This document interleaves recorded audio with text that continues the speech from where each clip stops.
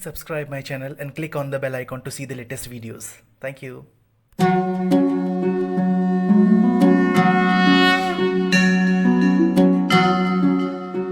हर एक मनुष्य अपने किए कर्मों का फल कभी न कभी अवश्य भुगतता है। ये मिटाया नहीं जा सकता। ये कर्मों का लेने और देने का सिद्धांत है, जिससे लोगे उसे देना भी पड़ेगा। इसी नियम के अनुसार प्रारब्ध कर्म बनते हैं, जिससे जीव का वर्तमान ऊंच अथवा नीच योनियों में जन्म होता है।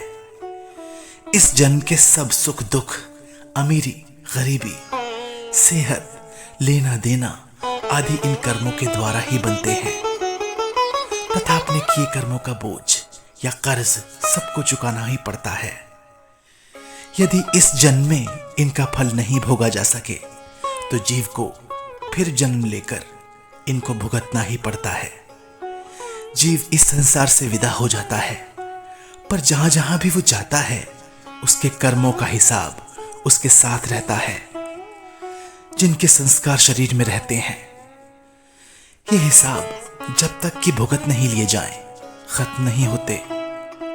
इसी का विवरण हिंदुओं में आवागमन और 1,84 चक्र कहकर किया गया है। काल भगवान के राज में जो त्रिगुणात्मक रचना का प्रबंध चल रहा है, उसमें कर्मों का नियम अटल और प्रधान है। जैसा कर्म होता है वैसा फल अवश्य मिलता है। यहां पर प्रारब्ध कर्मों के अनुसार सब बंधे दिखाई देते हैं।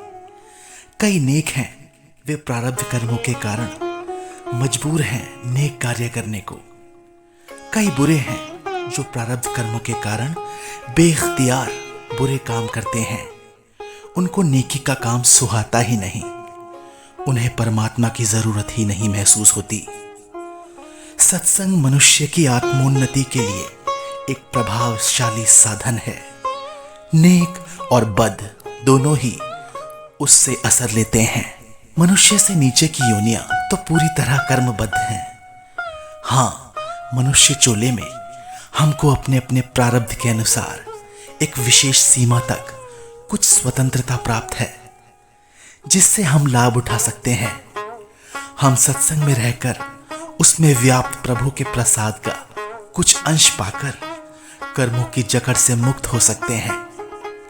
कर्मों की श्रृंखला का चक्र बड़ा प्रबल है। मनुष्य तो क्या, अवतार तक इसके घेरे में है। इसी से भगवान रामचंद्र को जरा नामक भील के हाथों मरना पड़ा था। कर्म फल के नियम अटल हैं। इन्हीं को धुर कर्म कहते हैं, जिनके आगे जीव बेबस है। जीव जो जो करता है वो प्रारब्ध कर्मों के वश में होकर करता है। ये काल का कभी न मिटने वाला कर्मों का नियम है, जिसके आगे कोई युक्ति नहीं चलती।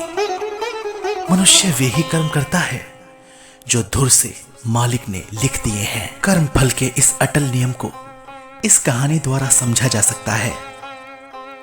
हरिया एक गरीब लकड़हारा था जो एक नगर के बाहर जंगल में एक छोटी सी झोपड़ी में अपनी पत्नी और अपने एक बच्चे के साथ रहता था। हरिया शिव जी का परम भक्त था। मुफलिसी ने हरिया के जीवन को दुख और परेशानियों से घेर रखा था। बीमार पत्नी और 7 साल के बच्चे के साथ किसी तरह जीवन यापन कर रहा था, परंतु इतने दुखों और तकलीफों के बावजूद हरिया की शिव जी के लिए श्रद्धा अडिग थी।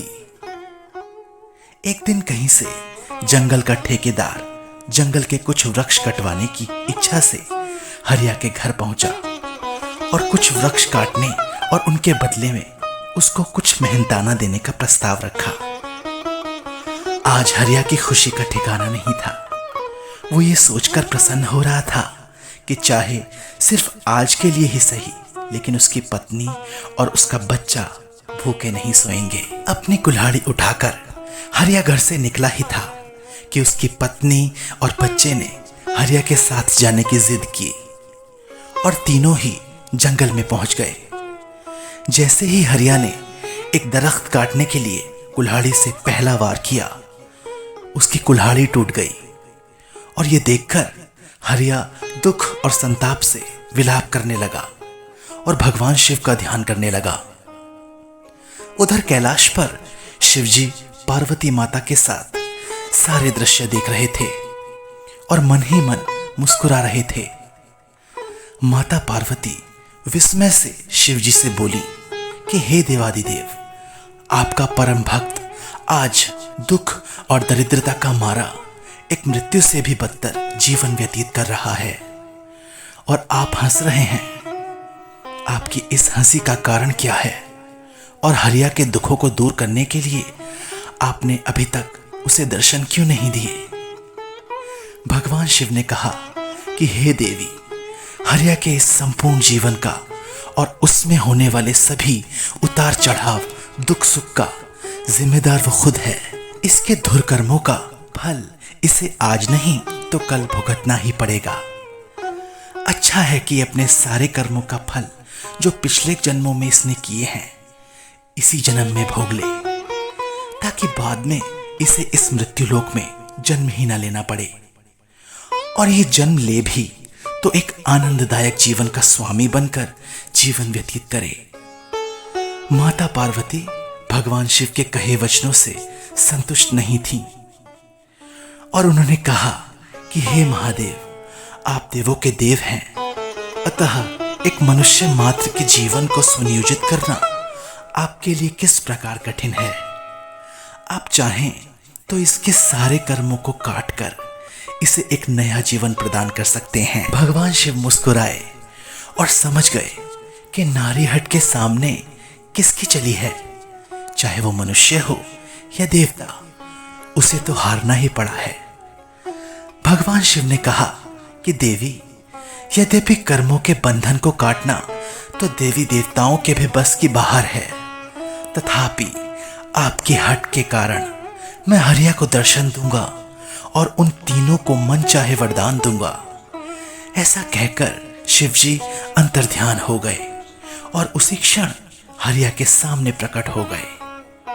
पहले तो हरिया को अपनी आंखों पर विश्वास ही नहीं हुआ, परंतु बाद में जब उसकी चेतना लौटी तो शिवजी के चरणों से लिपटकर रोने लगा। शिवजी ने हरिया को कहा कि मैं तेरी भक्ति से प्रसन्न हूं, तीनों एक एक वरदान मुझसे मांग सकते हो। इससे पहले हरिया कुछ कहता, उसकी पत्नी, जिसने अपने जीवन में कभी धन, संपत्ति और ऐश्वर्य की कल्पना ही नहीं की थी, भगवान को प्रणाम कर कहने लगी कि हे देवादिदेव, मुझे संसार की सबसे सुंदर स्त्री बनाकर सर से लेके पांव तक आभूषणों से सजी एक अप्सरा तुल्य नारी बना दीजिए। ऐसे वचन सुनकर शिवजी ने तथास्तु कहा और देखते ही देखते हरिया की पत्नी अलौकिक सौंदर्य से परिपूर्ण एक सुंदर स्त्री बन गई। इतने में ही कहीं से उस नगर का युवराज अपने घोड़े पर चला आ रहा था। जब उसकी नजर उस अपार सौंदर्य से ओतप्रोत स्त्री पर पड़ी तो स्त्री को घोड़े पर बिठाकर वहां से वायु की गति में निकल गया।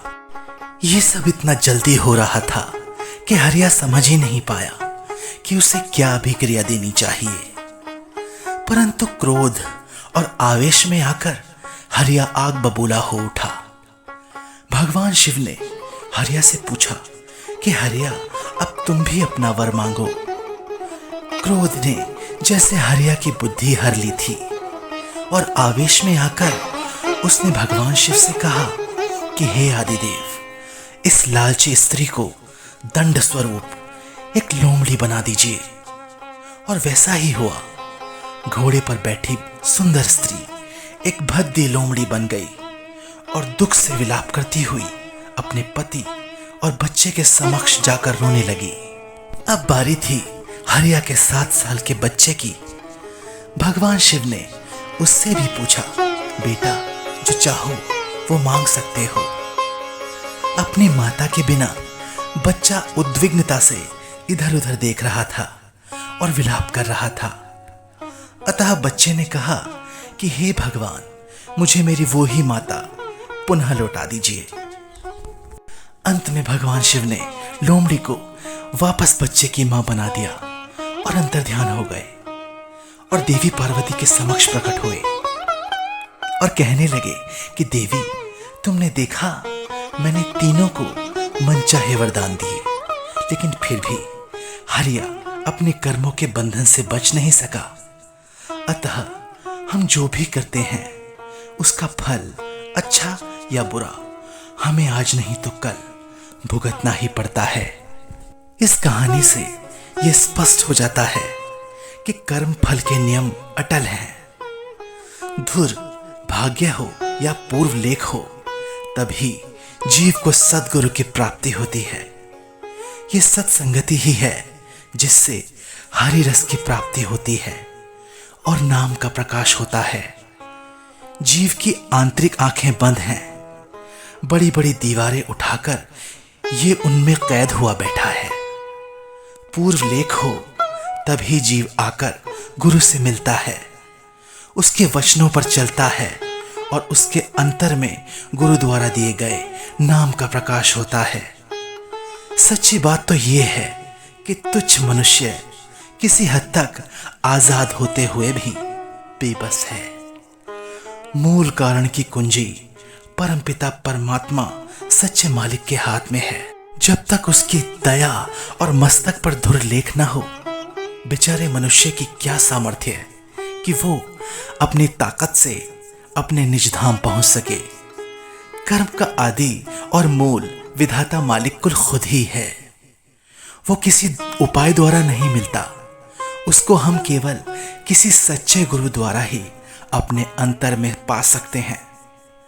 चलती चक्की के पाटों में जो दाने आते हैं पिस जाते हैं, पर जो उसकी कील पर लगे रहते हैं केवल वे ही पिसने से बच जाते हैं। मालिक कर्मों का विधाता है, उसी के हाथों में कारण की कुंजी है। जब वो मिल जाए तभी जीव इस चक्कर के फेर से बच सकता है।